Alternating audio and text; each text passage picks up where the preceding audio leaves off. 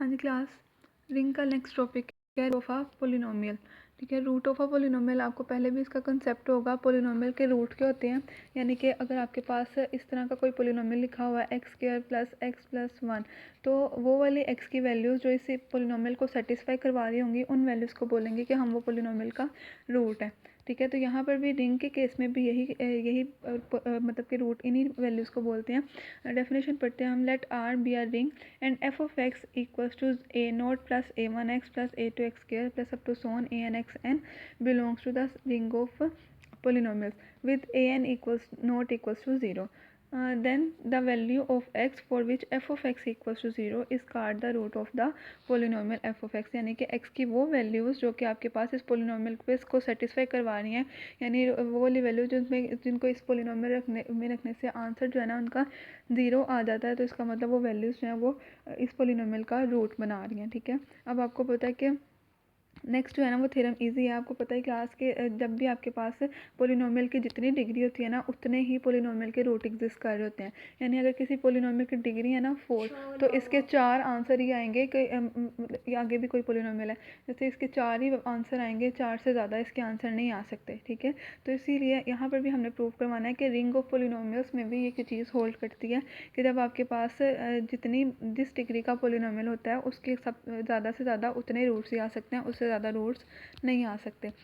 क्या थ्योरम की statement, let F be a field and a non zero polynomial F of X belongs to the field of polynomial.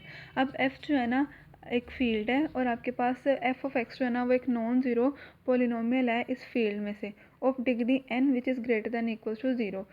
और ये degree जो है ना वो ज़ीरो से बड़ी डिग्री है। ठीक है, मतलब कि जिसकी डिग्री एन है। Has at most N roots in the field. अब अगर पोलिनोमियल की डिग्री एन है ना तो फील्ड के अंदर उसके ज़्यादा से ज़्यादा एन रूट्स ही एग्जिस्ट करेंगे। ये हमने प्रूव करवाना है। कैसे प्रूव करवाएंगे, we prove the result by the induction of degree of F of X. Induction वाले मेथड को आपको पता है कि हम ज़ीरो वाली कंडीशन के लिए ट्रू प्रूव करवाते हैं, फिर n-1 के लिए ट्रू लेट करके n के लिए ट्रू प्रूव करवा देते हैं, तो फिर हमारा थ्योरम जो है ना वो प्रूव हो जाता है। तो यहाँ पर भी इंडक्शन यूज़ करेंगे फंक्शन की डिग्री के ऊपर। अब if f of x equals to zero, अगर आपके पास फंक्शन की डिग्री जो है ना वो ज़ीरो हो, डिग्री ज़ीरो है तो ज़ीरो डिग्री का जो पोलिनोमियल होता है वो आपके पास हमेशा एक कांस्टेंट पोलिनोमियल होता है ना। यानी कि अगर आपके पास कोई भी ज़ीरो डिग्री का पोलिनोमियल होगा तो वो किसी कांस्टेंट के ही इक्वल आ जाएगा। तो यहाँ पर क्या आ जाएगा, f of x is a constant polynomial से f of x equal to c, यानी कि किसी सी कांस्टेंट के इक्वल है।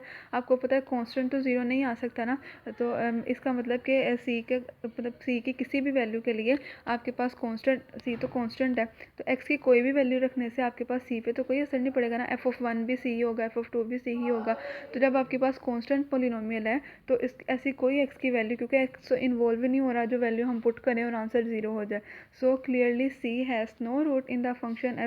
अब कांस्टेंट का तो कोई रूट नहीं ना होता, तो इसलिए सी का कोई रूट नहीं एग्जिस्ट किया, यानी कि जब हमने डिग्री ज़ीरो ली तो रूट भी ज़ीरो ही आए। ठीक है, और इंडक्शन का जो बेसिस इंडक्शन की बेसिस है ना वो हमें मिल गई। ठीक है, now we suppose that the result is true for all the polynomials of degree n-1।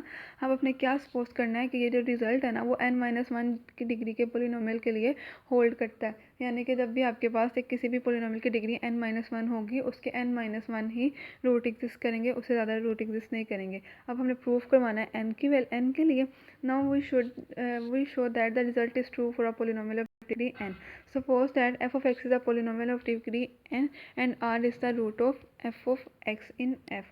ठीक है, हमने क्या सपोज कर लिया कि f जो है ना एक पोलिनोमियल है जिसकी डिग्री n है और r जो है ना इस पोलिनोमियल का एक रूट है। अब आपको पता है पोलिनोमियल का रूट अगर आ गया है तो f of x को हम ऐसे लिख सकते हैं x minus r into some q of x, where degree of q of x equals to n-1। ठीक है, ये देखें कैसे हमने लिया यहाँ पर बेटा। अगर आपके पास इस तरह से फॉर एग्जांपल एक थ्योरम एक लिखा हुआ है x³ - 1, ये आपके पास डिग्री 3 का पोलिनोमियल है। डिग्री 3 का पोलिनोमियल है तो इस पोलिनोमियल को हम ऐसे खोल के लिख सकते हैं ना x-1 into x square plus 2x plus 1। ठीक है, तो अब 1 जो है x इक्वल्स टू 1 ये इस पोलिनोमियल का रूट है ना, तो जब भी कोई नंबर किसी पोलिनोमियल का रूट बना रहा होता है तो हम उसको इस तरह फैक्टर बना के लिख सकते हैं x माइनस 1 इंटू बाकी जो पोलिनोमियल बचा वो सारा, और उस बाकी जो पोलिनोमियल होगा ना उसकी डिग्री 1 से कम होगी, क्योंकि 1x हमने सेपरेट कर लिया एक फैक्टर, तो इस पोलिनोमियल की डिग्री जैसे यहाँ पर 3 थी, तो जब हमने इसको प्रोडक्ट फॉर्म में लिख लिया तो 1x सेपरेट हो गया, तो यहाँ पर डिग्री जो है ना वो 2 रह गई। तो इसीलिए यहाँ पर एफ ऑफ एक्स को भी हम ऐसे लिख लेंगे, क्योंकि आर जो है वो आपके पास फंक्शन का रूट है, तो हम इसको ऐसे लिख सकते हैं f of x equals to x minus r into q of x, where degree of q of x equals to n minus 1। ठीक है, now if there is another root s belongs to f such that f of s equals to 0। अब उसने कहा है कि अगर कोई एक और रूट एग्जिस्ट कर जाता है फील्ड के अंदर कि एफ ऑफ एस ऐसा रूट है जिसको हम पोलिनोमियल में पुट करेंगे तो उसको सेटिस्फाई करवा देगा, यानी कि आंसर 0 दे देगा। तो इस केस में देखें हम, ठीक है, जब हम यहाँ पर पुट करेंगे x equals to s put करेंगे तो एफ ऑफ एस की जगह 0 हो जाएगा, s minus r into q of x equals to 0 आ गया। अब आपने बेटा जो हम कर रहे हैं काम वो हम फील्ड में कर रहे हैं ना, और आपको पता है कि फील्ड जो है ना वो एक इंटेग्रल डोमेन होती है, यानी कि उसमें कोई ज़ीरो डिवाइज़र एग्जिस्ट नहीं करते, यानी कि जब भी इस फील्ड के दो एलिमेंट्स को मल्टीप्लाई करवा कर किसी आंसर 0 आ रहा हो तो इसका मतलब है उनमें से कोई ना कोई एक जो है वो लाजमी तौर पर 0 होगा। अब यहाँ पर x जो है वो तो s माइनस आर तो इक्वल टू 0 नहीं हो सकता, क्योंकि x और r दोनों डिफरेंट है। हमने क्या कहा था कि s जो है वो कोई अनदर रूट है, यानी कोई दूसरा रूट है, तो ये दोनों तो इक्वल नहीं हो सकते ना, यानी कि पहला फैक्टर तो हमारे पास नॉन ज़ीरो ही है, तो इसका मतलब एक ही पॉसिबिलिटी बची कि आपके पास q ऑफ s 0 आ गया, यानी कि s जो है ना वो आपके पास रूट बन गया q ऑफ x का। ठीक है, इस तरह से अगर हम s के अलावा कोई भी और रूट लेते जाएंगे ना उस फंक्शन के, जैसे t ले लो, a ले लो, b ले लो, जितने भी रूट्स लेंगे ना सबके लिए आपके पास यही कंडीशन आती जाएगी, यानी कि फंक्शन का हर रूट जो है ना वो आपके पास q पॉलिनोमियल का ही रूट बनेगा। ठीक है, तो यहाँ पर वही लिखा हुआ है any other root of F of x is also the root of q of x, यानी कि फंक्शन का हम s के अलावा और जितने मर्जी जितने भी रूट लेंगे वो सारे सही है। तो एफ यानी कि एस के अलावा हम जो भी रूट लेंगे एफ़ का वो आपके पास क्यू ऑफ एक्स का भी रूट बन रहा होगा, और क्यू ऑफ एक्स की डिग्री जो थी वो n माइनस 1 थी, और पीछे हमने इंडक्शन स्टेप में सपोज किया था कि डिग्री n माइनस 1 के पोलिनोमियल के लिए n माइनस 1 रूट एग्जिस्ट करते हैं, तो इसका मतलब एफ़ के ना एस के अलावा n माइनस 1 रूट्स और होंगे। ठीक है, since f equals to this and q of x a polynomial of degree n minus 1, therefore by the induction step q of x has at most n minus 1 roots. अब देखें n minus 1 roots आ गए Q of x के, और एक are जो था वो मिला के, तो सारे मिला टोटल रूट्स इसके बन गए n, यानी कि जो फंक्शन की डिग्री, जैसे फंक्शन की डिग्री n थी तो इससे पोलिनोमियल के रूट्स भी n ही एग्जिस्ट किए, यही हमने प्रूव करवाना था। ठीक है, नेक्स्ट जो है वो आपके पास है इरिड्यूसिबल पोलिनोमियल। इरिड्यूसिबल पोलिनोमियल कैसे होते हैं? ऐसा पोलिनोमियल जो a polynomial is said to be irreducible if it has no proper divisor और factors in f of x. अगर उसके कोई भी प्रॉपर डिवाइज़र या कोई भी प्रॉपर फैक्टर इस फील्ड के अंदर एग्जिस्ट ना कर रहे हो तो इसका मतलब है वो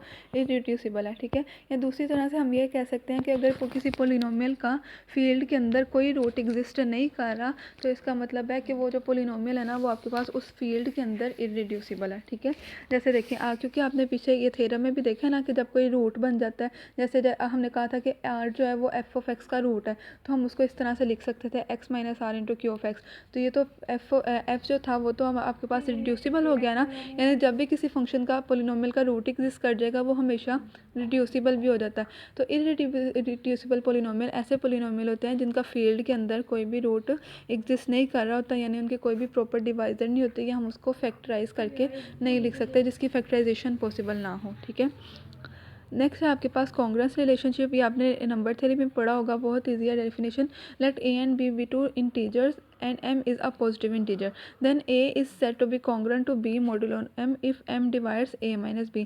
यानी a और b दोनों आपस में कॉन्ग्रुएंट तब होंगे कि जब m जो है वो a माइनस b को डिवाइड करता होगा। ठीक है, आप मॉडुलस नोटेशन यूज़ करते हो, आपको पता है हम इस तरह से लिख सकते हैं a is congruent to b mod m to indicate that a is congruent to b mod m if a and b are not congruent to modulo m then we write a is not congruent to m। ये सिर्फ notation बताई हुई है। ठीक है, अब next जो है ना वो आपके पास कुछ पोलिनोमियल्स बताए हुए हैं और आपने शो करना है कि वो इरिड्यूसिबल है over the field of integers modulo 11। सही है। अब आपने क्या करना है, आपने शो करना है कि ये जो पोलिनोमियल है ये रिंग 11 अंडर इंटीजर्स मॉडुलो 11 की रिंग के अंदर ना ये इरेड्यूसिबल आता है। ठीक है, अब इरेड्यूसिबल आने का मतलब है कि इसका कोई भी रूट इस 11 मतलब कि अंडर इंटीजर्स मॉडुलो 11 की फील्ड में एग्जिस्ट नहीं कर रहा।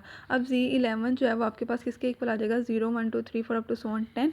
अब आपने बेटा देखना है, आपने ना यहाँ पर उन्होंने वैसे कॉन्ग्रुएंस रिलेशनशिप की हुई है, आप इस तरह से भी लिख सकते हैं या आप खाली इस तरह से भी लिख सकते हैं कि सबका जो है ना वो नॉन ज़ीरो आंसर आएगा। ठीक है, जब भी आप इसको शो करेंगे एंड अब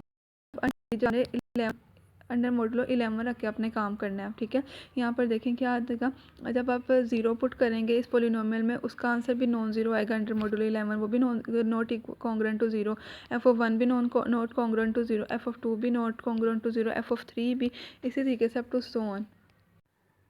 ठीक है, आपके पास सारे के सारे एलिमेंट 10 यानी कि 10 तक वैल्यू सारी पुट कर देंगे तो किसी का भी आंसर रिमाइंडर जो है ना वो ज़ीरो नहीं आ रहा होगा। ठीक है, तो इसका मतलब किसी भी वैल्यू के लिए फंक्शन हमें ज़ीरो आंसर नहीं दे रहा, फंक्शन इसको सेटिस्फाई नहीं कर रहा, तो इसका मतलब फंक्शन जो है ना ये गिवन पोलिनोमियल जो है वो आपके पास अंडर इंटीजर्स मॉडुलो 11 में की फील्ड के अंदर इरेड्यूसिबल पोलिनोमियल है। ठीक है, अब सेम आगे एक्सरसाइजेस की ऐसी है, ये आप पोलिनोमियल आपको गिवन है x³ + 1 वाला, इसको भी आप एक दफ़ा देख लीजिएगा। ठीक है।